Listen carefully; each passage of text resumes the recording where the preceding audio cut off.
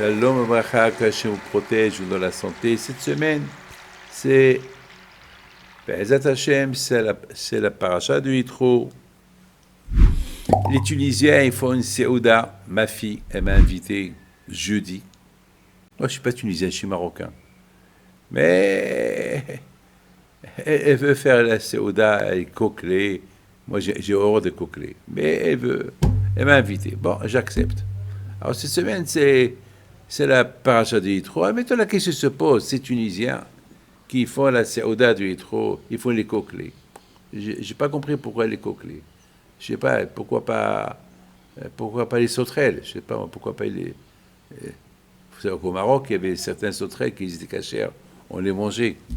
Je sais pas, pourquoi ils vont pas faire des steaks, je sais pas moi, couscous.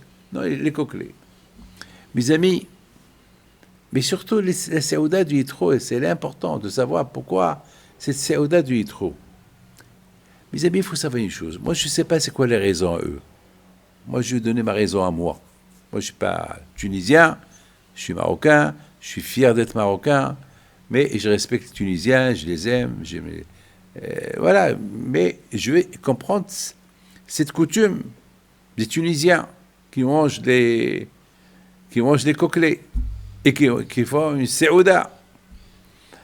Mes amis, il faut savoir une chose, Yitro, à la base, c'était un goy, c'était un non-juif. À l'époque, il était idolâtre. Ne croyez pas que Moshe Rabbeinu s'est marié avec sa fille comme ça. Yitro était, à l'époque, il n'y avait pas de juifs. Les juifs, ils étaient esclaves en Égypte. Mais Yitro, il a commencé à découvrir Hachem. Comment il a découvert Hachem? Pour découvrir Hachem, c'est facile.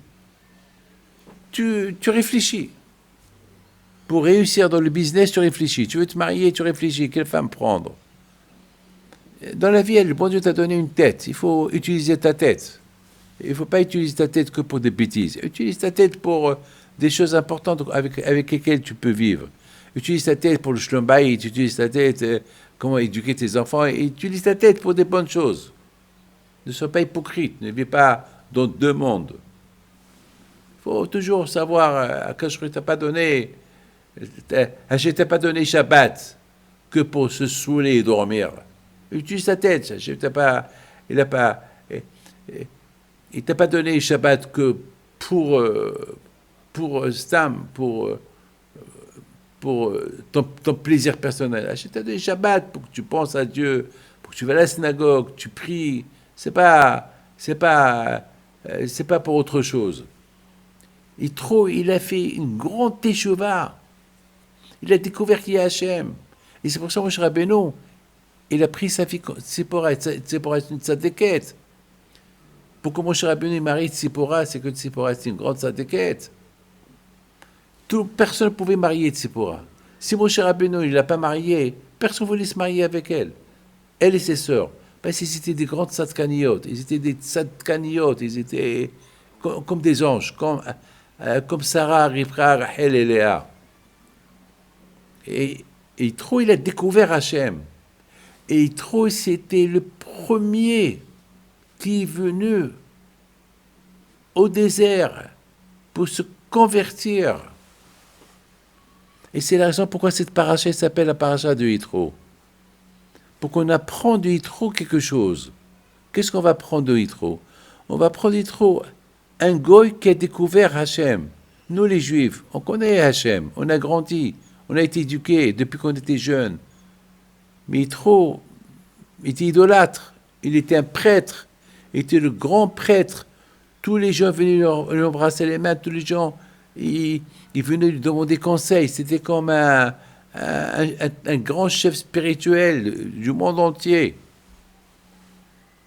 Il était aussi un conseiller de Paro. Mais il n'était pas d'accord avec Paro, alors il s'est sauvé.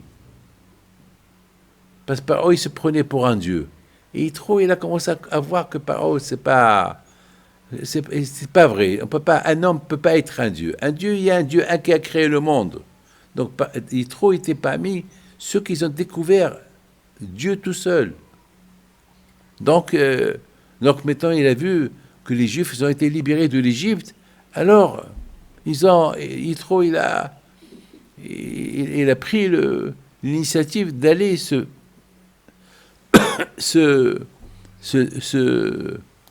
comment ça s'appelle, se convertir au judaïsme.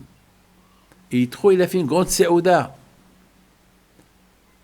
Il a fait une grande séouda. On n'a jamais entendu quelqu'un qui fait une séouda pour tous les juifs. Pourquoi tu fais quelqu'un qui fait une séouda, il a fait pour une raison personnelle. Mais jamais moi je fais une séouda pour un autre. Si quelqu'un il sort de la prison, c'est pas moi qui va faire une séouda pour lui, c'est à lui de faire sa séouda pour soi-même. Et il a fait une séouda pour tout le monde. C'est la raison pourquoi mes amis tunisiens, ils ont pris le minag de faire la séouda du Yitro.